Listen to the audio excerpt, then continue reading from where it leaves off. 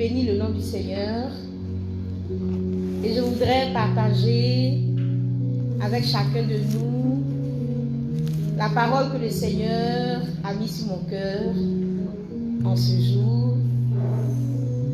En ce qui concerne la maison du vin royal, qui est un ministère qui est en pleine caravane de l'amour et qui a voulu visiter ce moment, ce lieu-là, et qui a permis par sa grâce que des bien-aimés soient présents pour écouter ce que le Seigneur a à nous dire.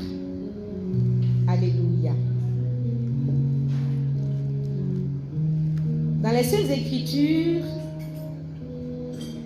dans la parole du Seigneur, dans l'évangile de Matthieu, le chapitre 16, à partir du verset 13, Jésus pose la question à ses disciples. Qui dites-vous que je suis? Et aucun d'entre eux n'a trouvé la réponse, excepté Simon-Pierre. Il donne la réponse juste. Tu es le Christ, tu es le Fils du Dieu vivant. Jésus, reprenant la parole, lui dit, tu es heureux, Simon, fils de Jonas, car ce ne sont pas la chair et le sang qui t'ont révélé cela, mais c'est mon Père qui est dans les cieux. Jésus reconnaît que c'est par l'Esprit de Dieu. Jésus reconnaît que c'est par l'Esprit de Dieu que Pierre a parlé. Qui dites-vous que je suis? Personne n'a trouvé. Et puis, c'est Pierre qui trouve. Jésus reconnaît que c'est par l'Esprit de Dieu que Pierre a parlé. Nous pouvons donc dire que la parole qui est sortie de la bouche de Simon-Pierre vient de Dieu. Je peux donc dire que Dieu est avec Simon-Pierre. Je peux donc dire que si tu veux entendre Dieu, écoute Pierre parler. La parole qui sort de la bouche de Simon est une parole qui fait du bien, est une parole qui est vraie, c'est une parole qui est en conformité avec la pensée et la volonté de Dieu. Simon-Pierre est en phase avec notre Dieu. Et dans notre contexte aujourd'hui, je vais considérer la relation de Jésus et de Pierre comme toute relation de deux personnes ou une relation conjugale, voilà, une relation de deux personnes, d'un homme, une femme en couple, des fiancés, des personnes qui marchent ensemble. Et donc, je vais l'appliquer comme s'il s'agissait d'une relation de couple. Dans ce contexte, donc, je peux affirmer que Pierre peut être un conjoint en qui on voit Dieu. Un conjoint en qui on voit Dieu. Un conjoint qui est bien. Ou une conjointe qui est bien.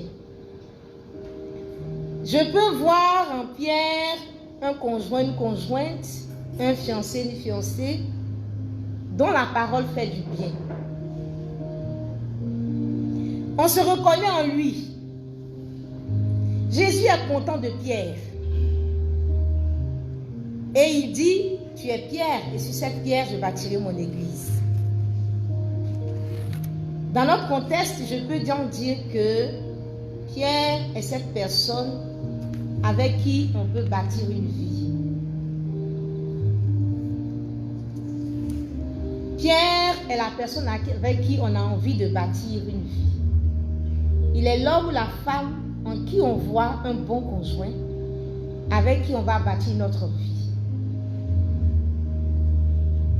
Jésus a dit à Pierre en ce moment-là, je te remets les clés du royaume des cieux. Et ce que tu lieras sur la terre sera lié dans les cieux. Et ce que tu délieras sur la terre sera délié dans les cieux. Je dis donc, je l'applique à notre contexte. Je peux aussi dire que dans notre contexte, c'est la personne à qui tu remets les clés de ta vie. Entre guillemets. Il ou elle a toute la liberté dans ta vie. Parce que tu lui fais confiance. Il peut lier, délier des choses dans ta vie. Il peut entrer dans ta vie. Parce qu'il a une grande liberté dans ta vie. Après donc cette révélation de Pierre par rapport à Jésus, la Bible nous dit que Jésus a commencé à révéler un certain nombre de choses sur sa vie. Après cette grande révélation, Jésus a commencé par la suite, toujours en Matthieu 16, de révéler sur sa vie des choses qui allaient lui arriver. La Bible dit que Pierre a pris Jésus à part et il s'est mis à le reprendre. Après avoir parlé par l'Esprit de Dieu, Jésus dit à Pierre, voici ce qui va m'arriver. Et Pierre le prend à part et il se met à le reprendre, c'est-à-dire à le sermonner. Et la Bible nous dit que Jésus, se retournant, dit à Pierre, arrière de moi, Satan. Arrière de moi, Satan. Pierre est cette personne en qui tu vois Dieu et quelques versets après tu vois Satan. Et quelques versets après tu l'appelles Satan. Pierre a élevé Jésus. Pierre a parlé de Jésus comme le Christ. Et dans le même chapitre 16, si c'est une causerie, on dirait qu'on ne s'est pas encore levé, qu'il le sermonne comme un moins que rien. Alléluia. Alléluia. Jésus dit à Pierre, arrière de moi, Satan. Tes pensées ne sont pas les pensées de Dieu. Pierre est ce conjoint, cette conjointe, ce fiancé, cette fiancée, le cheminant. C'est l'homme ou la femme en qui tu vois Dieu. La grâce que Dieu t'a faite de rencontrer cette personne. Tu vois dans cette personne l'amour de Dieu à travers lui ou à travers elle. C'est celui-là qui est l'homme ou la femme de mes rêves. Et tu es prêt, en tout cas la personne est prête pour toi. Elle te dit des choses bien, des choses qui touchent ton âme. Waouh, comme Jésus devait se sentir bien quand Pierre lui disait, tu es le Fils, tu es le Christ. Il devait vraiment se sentir bien. Il fait des choses qui touchent le cœur et il gagne ton cœur. Et tu te sens aimé par Pierre. Tu te demandes comment les gens font pour ne pas être heureux dans leur couple. Tellement Pierre parle bien. Pierre est celui-là qui va te faire de gros câlins, de gros bisous. Il te prend dans les bras et vous passez des temps de qualité. Mais tu n'as pas encore fini de te réjouir qu'il te coupe le sourire.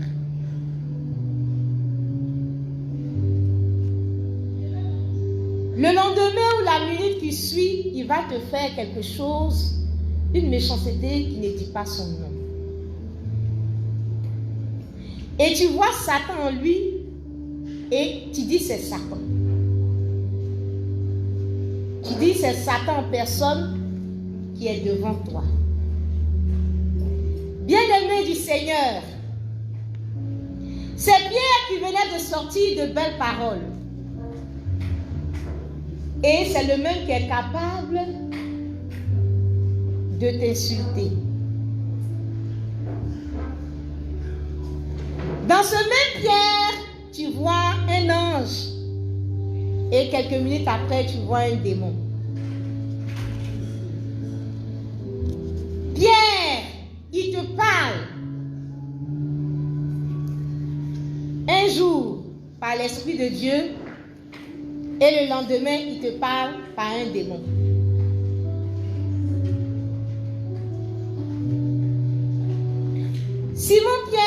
va organiser ton anniversaire de rêve. Mais il a déjà calé son rendez-vous avec sa maîtresse le même soir. Bien-aimé du Seigneur, Simon-Pierre est celui-là qui parle par l'Esprit de Dieu et qui quelques instants après parle par un démon. Il va organiser ton anniversaire de rêve, mais il a déjà calé son rendez-vous avec sa maîtresse le même soir.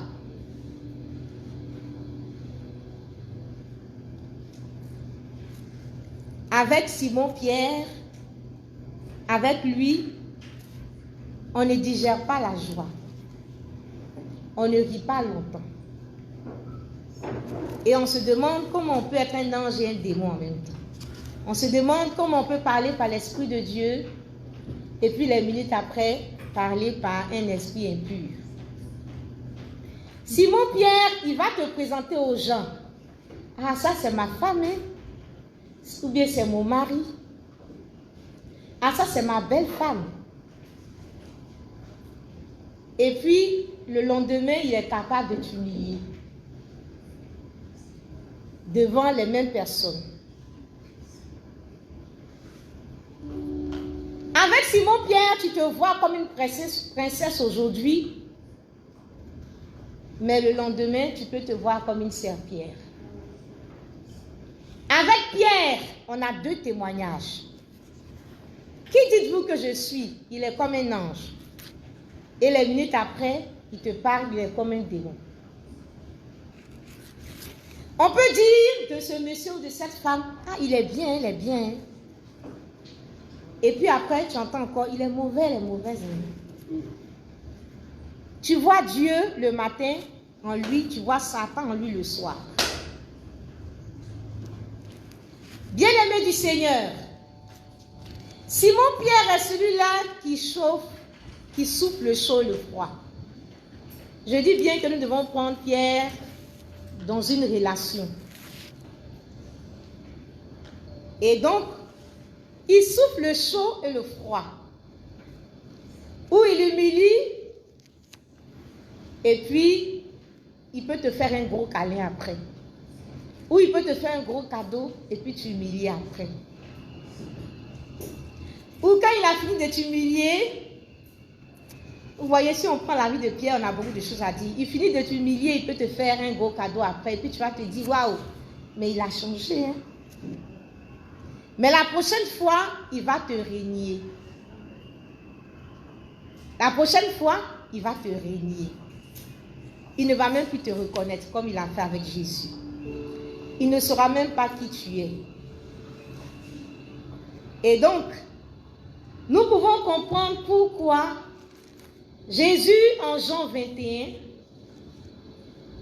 demande à Pierre, à Simon-Pierre, m'aimes-tu? Et ce soir, je veux te poser la question, m'aimes-tu? Et je veux que tu poses la question à celui qui est à côté de toi, m'aimes-tu? Alléluia. Pose la question, m'aimes-tu?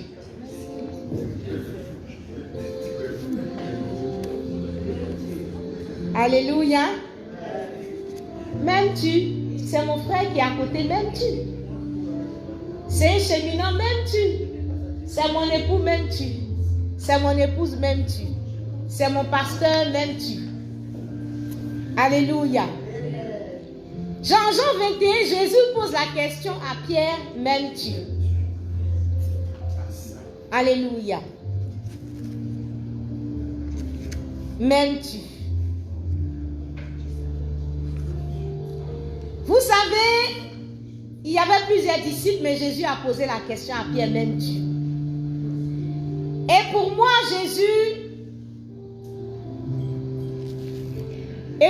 Jésus, dans tout cela, voulait dire à Pierre, dans tout ça, on retient quoi? Jésus voulait dire à Pierre, dans tout ça, on retient quoi? J'ai dit que nous prenons la relation de Jésus avec Pierre comme une relation soit conjugale, une relation de deux personnes qui marchent ensemble. Deux amis, deux frères, deux amoureux, etc. Jésus a trop souffert de cette relation, qui était une relation en dents de scie.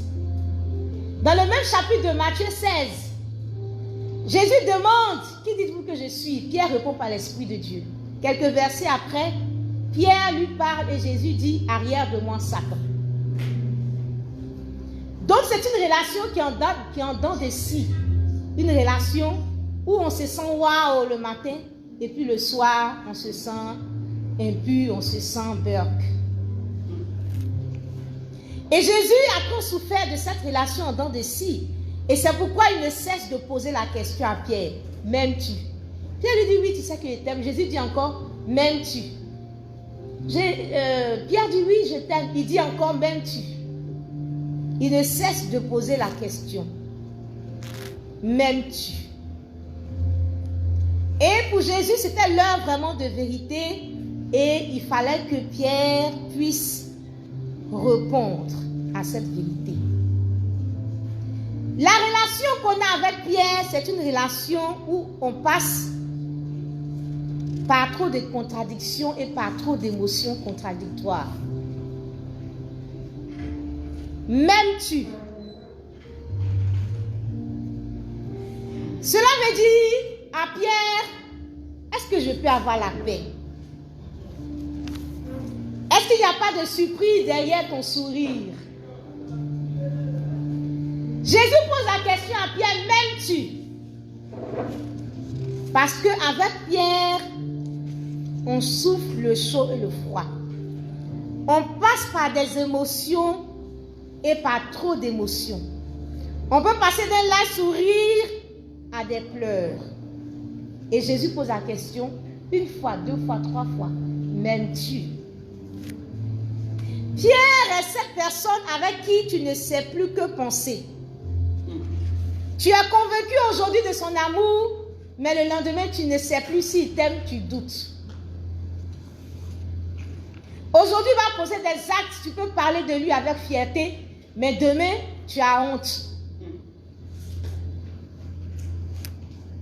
Pierre, dans sa relation avec Jésus, on peut voir une relation où on passe par beaucoup d'émotions. Il peut passer d'un grand jeu à l'abandon.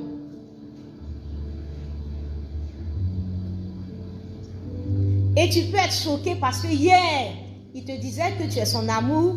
Et puis, le lendemain, il te dit, il ne sait même pas qui tu es. Pierre peut faire un mariage grandiose. Et puis, la même année, tu peux apprendre que Pierre a un enfant adultéré. Ce sont des comportements contradictoires dans ses relations. Il t'aime un jour et puis te rejette l'autre jour. Il te complimente et il te dénigre. Il te soutient et il te détruit. Il te met sur un nuage et il te fait rêver et il peut te mettre dans un trou. Et quand Jésus pense à tout cela, il dit, Pierre, m'aimes-tu? Et je veux que tu poses la question à celui qui est à côté de toi. Est-ce que tu m'aimes?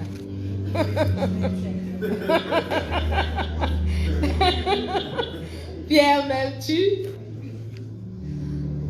Alléluia. On peut donner des acclamations au Seigneur.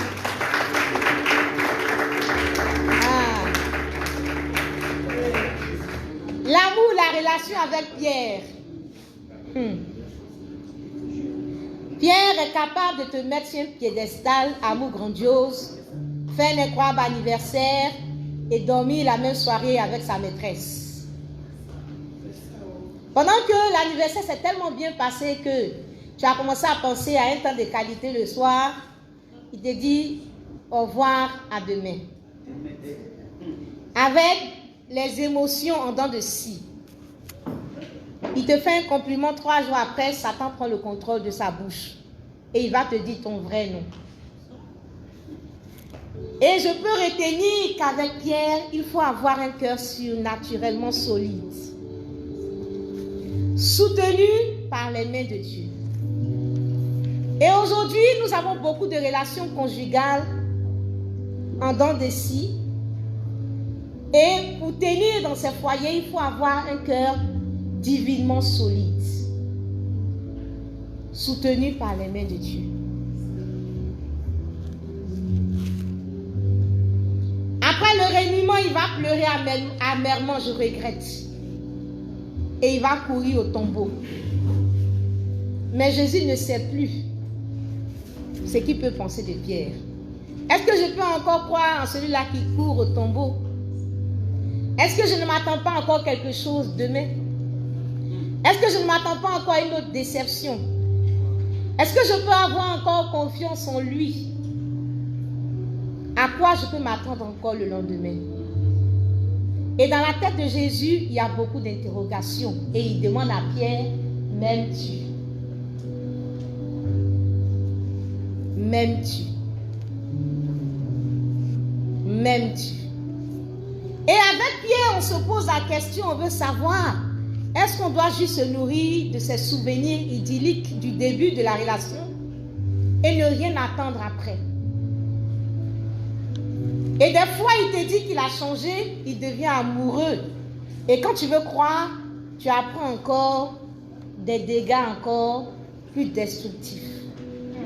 Des hauts et des bas émotionnels. Pas possible. Un cœur qui passe par toutes ces émotions, quel est donc l'impact même sur la santé physique de la personne qui subit un Pierre dans un foyer? Quel est l'impact sur la santé physique? Aujourd'hui, si on peut réveiller les morts qui sont dans les tombes, on va savoir que les difficultés conjugales sont à la base de beaucoup de morts prématurées. 17 ans de mariage pour que tu puisses t'asseoir et puis on vient te dire non, s'il te plaît madame, comprends, je suis un homme, je me suis toujours perdue et généralement ils se perdent beaucoup. Donc je me suis perdue, je suis allée quelque part et voici un enfant. Et là encore, on ne va même pas essayer de t'aider pour que tu puisses remonter, mais on vient t'imposer quelque chose. Et on ne peut pas comprendre de telles blessures. On peut se taper la pratique pour dire j'ai fait 20 ans de mariage, 5 ans, mais quel est le contenu de ces 5 années de mariage? Il ne suffit pas de dire j'ai tel nombre d'années, mais quel est le contenu, quelle est la qualité de cette vie? C'est une relation comme Pierre, où on ne rit pas longtemps, où il ne respecte pas ses engagements de fidélité. Pierre dit, tout le monde peut t'abandonner sauf moi. Et il a été le premier à courir. Il a commencé à se mettre de loin. Et c'est de lui qu'on retient, on dit, il a régné Jésus. C'est quelqu'un qui va te promettre, je vais soutenir tes projets, et après même qui va t'enfoncer. C'est quelqu'un qui peut te donner tout aujourd'hui et reprendre tout demain. Il peut te satisfaire aujourd'hui, te combler aujourd'hui et te faire manquer de tout demain. Vous passez des moments enflammés et l'heure qui suit, il peut être froid, il peut être indifférent. Bien-aimé du Seigneur, avec lui, ce sont des frustrations affectives. C'est un désarroi total. Et on a beaucoup de choses à dire de cette relation. Mais Jésus pose la question à Pierre à un moment où il allait quitter le monde. Il s'apprêtait à partir de ce monde. Et c'est là que Jésus pose la question à Pierre. Pendant toute une vie, est-ce qu'on va vivre ce truc qu'on appelle foyer? Qu'est-ce que je peux retenir? Il va partir de ce monde et puis il pose la question à Pierre. Qu'est-ce que je peux retenir de ce truc que nous on dit, on appelle notre foyer? Jésus est en fin de vie. Et puis il pose la question. Il n'a plus le temps. Les jours sont comptés. Et il pose la question. À quel moment je saurai ce qu'on appelle bonheur conjugal? C'est à quelle heure? Il va bientôt partir de ce monde. Et il pose la question à Pierre, m'aimes-tu? Dis à quelqu'un, m'aimes-tu? Aïe, m'aimes-tu? Pose la question, m'aimes-tu? Alléluia.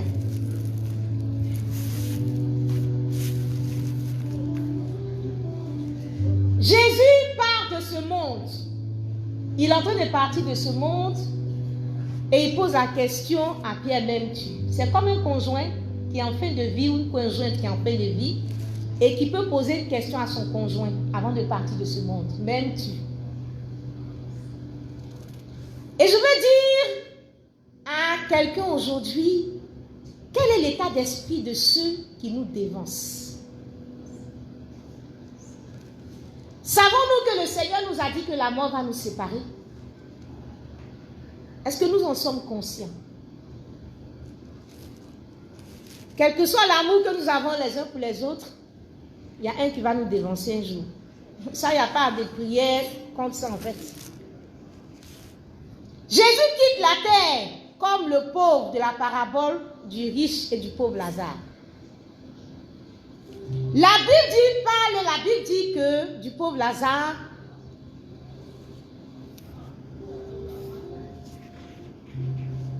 qu'il a été consolé par Dieu. Il a été consolé.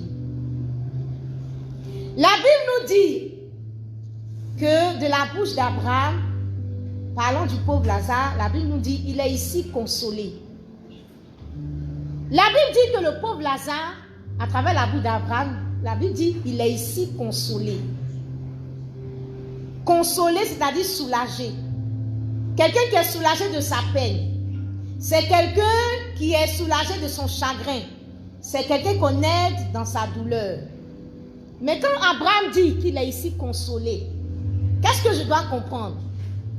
La Bible nous dit que Abraham a dit qu'il a eu les maux sur la terre et il est ici consolé. Il a eu les maux sur la terre et il est ici consolé. Donc je peux comprendre que le pauvre est parti dans la douleur. Le pauvre est parti dans la douleur. Quand il partait, il avait le cœur qui lui faisait mal. Quand il quittait ce monde-là, il était dans une souffrance morale et psychologique terrible. Et je veux dire à quelqu'un que ceux qui s'en vont, là, ils vont dans la douleur. Et il est ici consolé. Il a fallu donc qu'il reçoive la consolation divine. Il a fallu qu'il reçoive la consolation divine. Et trop de personnes aujourd'hui quittent ce monde, des conjoints, des frères, des sœurs, prennent dans toutes tes relations, vont de ce monde-là dans la douleur. Pourquoi? Parce que nous sommes comme les riches, nous sommes comme des pierres, soit avec des relations en dents de scie, soit où on ne reçoit même pas d'amour. Et les gens vont avec le cœur qui font mal, qui fait mal. Et Jésus demande à Pierre, m'aimes-tu? Là encore, Jésus a le temps de poser la question à Pierre, m'aimes-tu? Je quitte ce monde, m'aimes-tu? Mais des fois, on n'a même pas le temps de se dire au revoir. Alléluia. Des temps, on n'a même pas le temps de se dire au revoir. Parce qu'il y a quelqu'un qui peut-être qui est parti en voyage, ce que je ne souhaite pas, cela ne va pas vous arriver, mais c'est une réalité. Alléluia. Quelqu'un qui va en voyage et puis qui n'est plus rentré parce qu'il y a un accident. Alléluia. Imaginez que la personne le matin partait dans la douleur parce que l'autre, avant de partir, l'a injurié, l'autre l'a blessé, ou ça fait peut-être une semaine ou 2 semaines qu'on ne se parle plus. Vous étiez seul dans la même maison et ça va peut-être 1 semaine, 2 semaines, vous ne vous parlez pas. Vous n'échangez pas de mots.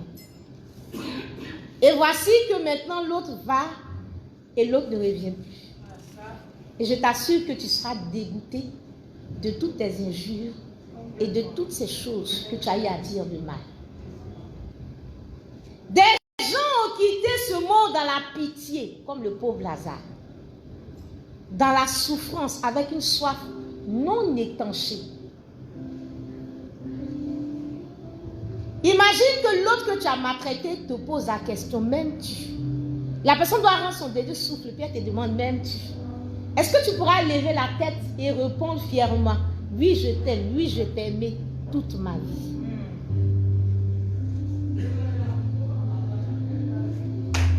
Alléluia.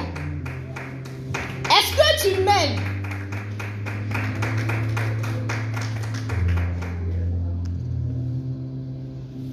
Bien-aimé du Seigneur, après la mort de Jésus, après son enterrement, lorsque le sabbat est passé, des femmes ont acheté des aromates afin d'aller embaumer Jésus. Elles se rendent au sépulcre et elles rentrent dans le sépulcre. Elles ne trouvent pas Jésus, il était déjà ressuscité, etc. Et tout ce qu'elles avaient acheté pour lui n'était plus nécessaire, n'avait plus d'importance. Et je veux dire à quelqu'un aujourd'hui que ce que tu voudras faire après ma mort, il faut le faire aujourd'hui. Ce que tu vas regretter aujourd'hui, là, tu as l'opportunité de ne pas regretter aujourd'hui.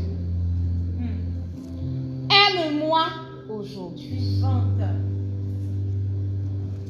Il faut m'aimer aujourd'hui. Les principaux sacrificateurs cherchaient les moyens d'arrêter Jésus et de le faire mourir. Et Jésus se trouvait à Béthanie, dans la maison de Simon le lépreux. Une femme, pendant qu'il se trouvait à table, elle prend un vase à battre qui renfermait un parfum de nard pur de grand prix. Et ayant rompu le vase, elle répandit le parfum sur la tête de Jésus. Et Jésus a dit, elle a fait une bonne action à mon égard. Elle a d'avance embaumé mon corps pour la sépulture. Et je veux dire à quelqu'un, faisons en avance aujourd'hui ce qu'on voudra faire demain quand ça sera trop tard.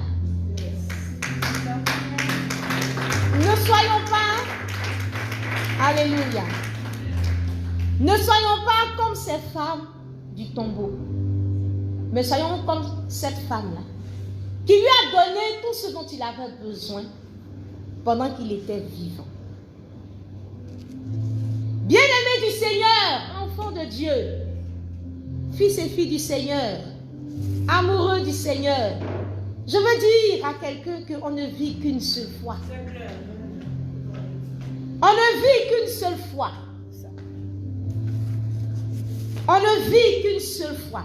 Et la seule fois qu'on va vivre sur la terre. Et cette seule fois, on ne va plus revenir. Tu n'as pas le droit de réduire la vie de l'autre à un chiffon. C'est clair. Quel est le souvenir de cette seule vie que la personne qui part garde? La Bible dit, Lazare est consolé maintenant. Ça veut dire que Lazare est parti dans la souffrance. Lazare est parti avec les injures. Lazare est parti avec les frustrations. Lazare est parti avec les humiliations. Lazare avait une pleine conscience de tout ce qu'il a subi. La seule fois que quelqu'un va vivre sur la terre, tu n'as pas le droit de réduire cette vie à un chiffon. Et Jésus pose la question à Pierre, qu'est-ce que je peux retenir? Quand il dit, m'aimes-tu? Quel est le résumé de notre vie? Quel est le résumé de notre relation? C'est un triste souvenir qui garde cette vie. M'aimes-tu aujourd'hui? M'aimes-tu aujourd'hui?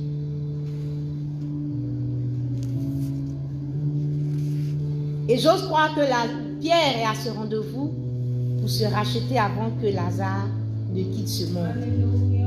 Et je prie que tu as ce rendez-vous-là pour faire comme les femmes, comme cette femme-là qui a mis le parfum sur Jésus, et non comme cette femme qui vont venir avec tout ce parfum-là au tombeau. Bien-aimé du Seigneur, enfant de Dieu, Abraham, le riche, est mort. Abraham dit que Lazare était consolé, que le riche souffrait. Le riche voudrait qu'Abraham envoie Lazare, etc., parler à ses frères, etc., etc. Bien-aimé, le riche était tourmenté. Il était tourmenté. Et il dit, envoyez des commissions à mes frères, etc., etc. N'est-ce pas de ce riche dont on parle qui avait un cœur dur et méchant? Et ce même riche a pu penser encore à quelqu'un en bien. Bien-aimé du Seigneur, il est là-bas, il est tourmenté. Et au-delà des flammes, il y a le tourment de la conscience. Le tourment de la conscience. Tu te retrouves maintenant quelque part. Et en partant, tu as laissé des personnes que tu as fragilisées. Des personnes qui sont vulnérables. Parce que tu n'as pas manifesté l'amour à ces personnes. Parce que tu n'as pas été une bénédiction pour ces personnes. Parce que tu n'as pas été à la hauteur pour permettre que ces personnes-là s'épanouissent. Mais tu les as écrasées. Et tu t'en vas. Et tu te demandes maintenant, comme les riches, mes frères, il faut qu'on puisse trouver une solution pour eux. Mais tu aurais pu trouver cette solution pendant que tu étais vivant. Cet argent que tu es en train de gaspiller, par exemple, à faire des choses, à avoir des maîtresses ou des amants ou à faire quoi que ce soit, tu aurais pu prendre cet argent-là pour faire profiter à ta famille. Et maintenant, c'est toujours à la dernière minute qu'on a beaucoup de regrets. Dans ce ministère pastoral, on est toujours en relation avec des personnes qui, à la fin, veulent tout réparer, veulent tout arranger, veulent tout faire de bien. Et c'est toujours à la dernière minute qu'on voudrait que Dieu prolonge nos jours pour qu'on puisse arranger tout ce qu'on n'a pas pu faire. Mais pourquoi ne pas le faire aujourd'hui? Pourquoi ne pas le faire aujourd'hui? Je veux nous dire,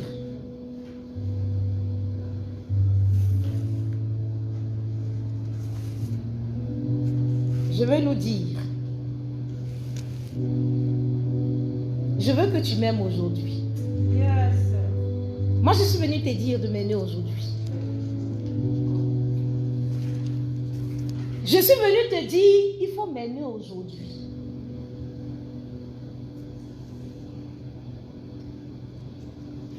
Il faut m'aimer aujourd'hui.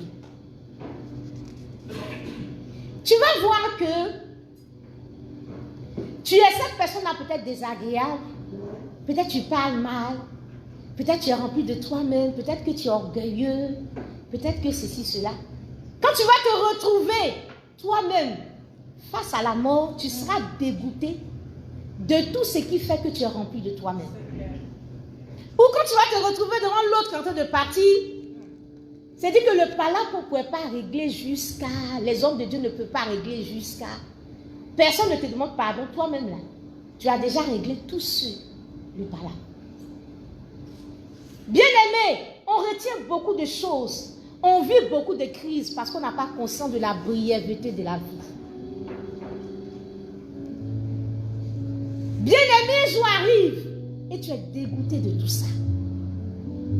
Et puis tu te retrouves face à Dieu et puis tu vois que mais moi en fait je ne suis rien, je ne suis qu'un souffle. Et c'est à moi qu'on demande pardon et puis je ne peux pas laisser, mais je ne suis qu'un souffle. Et donc le riche pouvait aussi penser du bien des autres. Bien-aimé du Seigneur, je veux terminer en disant, il faut m'aimer. Tous ceux aujourd'hui qui sont sur le point de départ se culpabilisent. Si le fait qu'ils n'ont pas eu des temps de qualité, je n'ai pas aimé mon frère, je n'ai pas aimé ma soeur comme il se devait.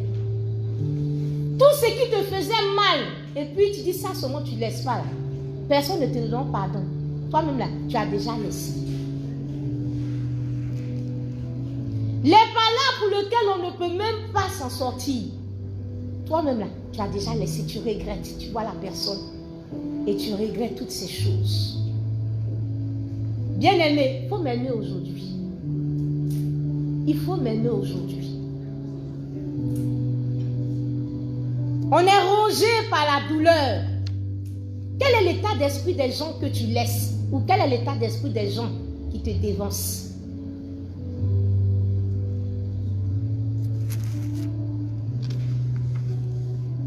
Ce n'est pas demain que tu vas m'aimer parce que demain ne t'appartient pas. C'est aujourd'hui. Tu ne sais pas de quoi demain sera fait. Nul ne sait le jour que Dieu a décidé pour nous. Rien ne dit que nous allons vieillir jusqu'à combien d'années ensemble. Ce que tu as qui est concret dans ta vie aujourd'hui, c'est aujourd'hui. Mais demain, tu ne l'as pas. Demain, tu ne le maîtrises pas. Et donc, tu ne peux pas reporter l'amour à demain. C'est aujourd'hui. Et si tu es en colère, c'est aujourd'hui que tu dois pardonner. Tu ne dois pas dormir sur cette colère. Parce que c'est aujourd'hui que tu as. Demain, tu ne sais pas. Bien-aimé du Seigneur,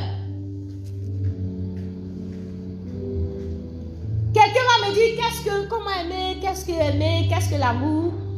Moi, je vais simplement te dire aujourd'hui, commence à faire du bien à la personne que tu aimes. Commence à lui faire du bien tous les jours de ta vie. On n'est pas dans les spéculations des gros mots. Commence à faire du bien. Chaque jour que tu te lèves là, est-ce que l'acte que tu as posé fait du bien? Est-ce qu'injurier fait du bien? Non. Si ça ne fait pas du bien, donc je ne le fais pas.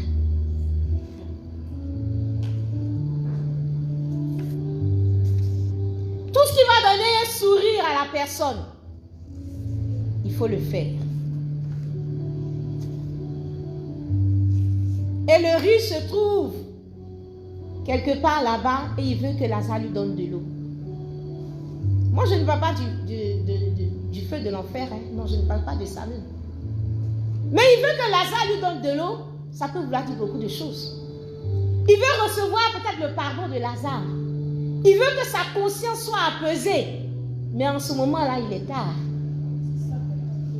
Est-ce que Lazare peut me donner de l'eau? Est-ce que celui que j'ai maltraité peut me soulager? Soulager ma conscience. Mais c'est à quel moment on se rend compte? C'est à quel moment on se rend compte?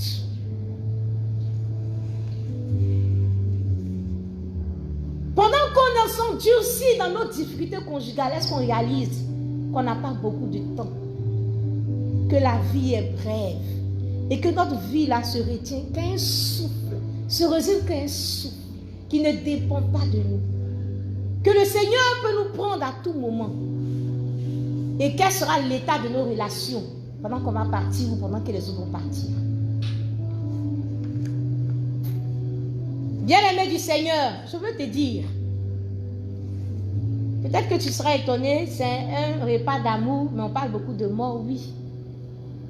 Je veux te dire qu'un jour la mort va vous séparer. Mon frère, avec ton frère, la mort va te séparer. Avec ton pasteur, la mort va te séparer. Avec ton patron, la mort va te séparer. Avec ton épouse, ton époux, la mort va te séparer. Avec ton enfant, la mort va te séparer. La mort va te séparer. N'est-ce pas, Chantre Onésime? La mort t'a séparé de ton époux, non? Il avait 43 ans, non? Il était fonctionnaire international. Il avait des biens, non? Mais la mort vous a séparés. Ce n'est pas au cimetière qu'on doit prendre conscience. Et je crois que les derniers temps, quand il était malade et qu'il devait partir, il voulait réparer tout, n'est-ce pas? Bien-aimé du Seigneur, j'ai dit, il faut m'aimer aujourd'hui. J'ai préparé, dans 5 minutes, vous allez chanter. Il faut m'aimer aujourd'hui. C'est aujourd'hui qu'on doit prendre conscience. C'est aujourd'hui que l'orgueil doit tomber. C'est aujourd'hui qu'on doit savoir que c'est Dieu qui nous donne la vie. C'est aujourd'hui qu'on doit savoir que nous sommes un paquet de sable. C'est le souffle de vie en nous qui fait de nous des hommes. Et nous devons apprendre à vivre avec humilité. Tout ce que nous devons faire, c'est avec humilité. Dans nos relations conjugales, c'est avec humilité. L'orgueil doit tomber. Bien-aimé, si quelqu'un doit partir de ce monde dans la douleur, toi, tu ne dois pas être la source de cette douleur.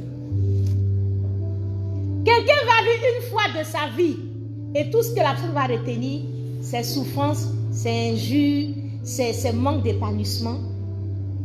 Bien-aimé du Seigneur,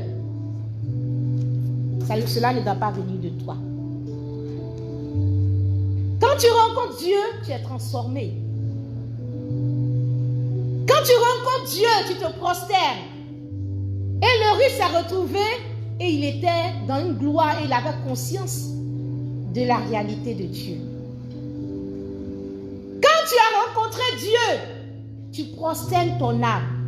Tu jettes tout ce qui est couronne. Tu éteins tout ce qui est orgueil en toi. Ton cœur là, ça se dégonfle. Et ta poitrine s'affaisse. Parce que tu vois que tu n'es qu'un souffle. Bien-aimé du Seigneur,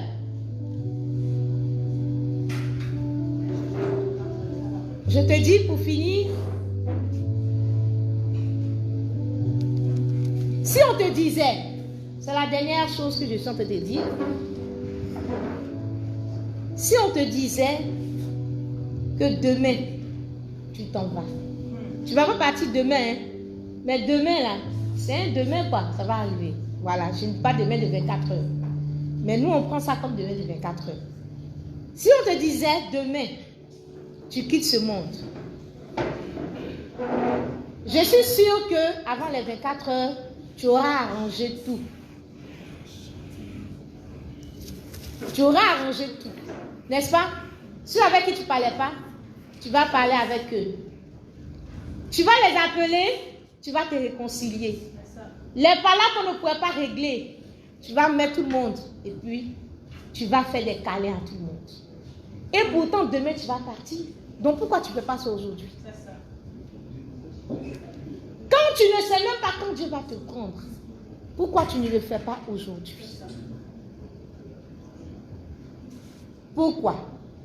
Et moi, je veux simplement te dire, il faut m'aimer aujourd'hui parce que demain ne t'appartient pas. Un jour, je ne serai plus à toi. Il n'y a qu'aujourd'hui que je sais que je suis à toi. Et donc je te pose la question, veux-tu m'aimer aujourd'hui? Veux-tu aimer ton frère aujourd'hui? Veux-tu aimer ton pasteur aujourd'hui? Veux-tu aimer ta soeur aujourd'hui? Veux-tu aimer ton épouse aujourd'hui? Veux-tu aimer ton voisin aujourd'hui? Parce que demain ne t'appartient pas. Quelle que soit ta spiritualité, quel que soit ton niveau de vie sociale, quel que soit ton parcours scolaire universitaire, quel que soit le bien que tu fais, je le sais, quels que soient les biens que tu as, demain ne t'appartient pas. Alors veux-tu m'aimer aujourd'hui? Veux-tu aimer aujourd'hui? Parce que demain ne t'appartient pas. Est-ce qu'on peut acclamer le Seigneur?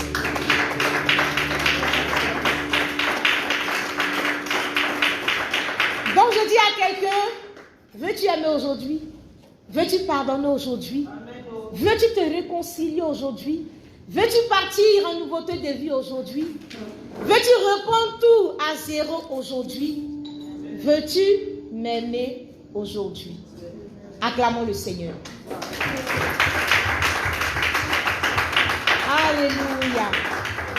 Dieu te bénisse, ma nièce. On peut acclamer le Seigneur. Alléluia. Donc la question de ce soir, veux-tu m'aimer aujourd'hui parce que demain ne t'appartient pas? Demain ne t'appartient pas. Alors veux-tu m'aimer aujourd'hui? Veux-tu me pardonner aujourd'hui?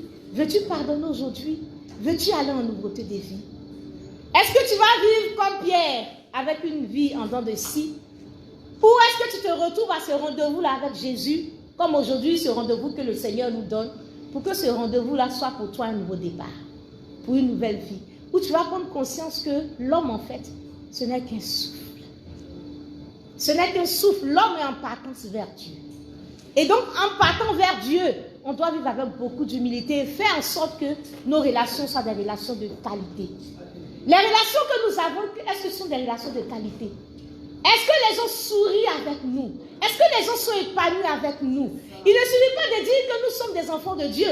Il ne suffit pas de dire qu'on a peut-être tel poste à l'église. Mais est-ce que celui qui partage notre vie, notre quotidien, celui qui est proche, peut témoigner de nous de façon objective? Est-ce que tu es une personne qui fait du bien? Est-ce que tu es une personne qui donne de l'amour? Est-ce que tu es une personne qui vit l'amour? Ou est-ce que tu es une personne qui dit, qui parle, mais qui ne vit pas ces choses? Bien-aimés du Seigneur, aujourd'hui, tous les couches sociales, d'hommes de Dieu, enfants de Dieu, païens, tout le monde, on résume nos vies à des relations qui sont chaotiques.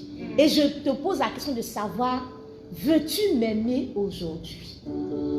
Parce que ce que tu voudras faire quand je suis dans la tombe, là, je veux que tu fasses aujourd'hui.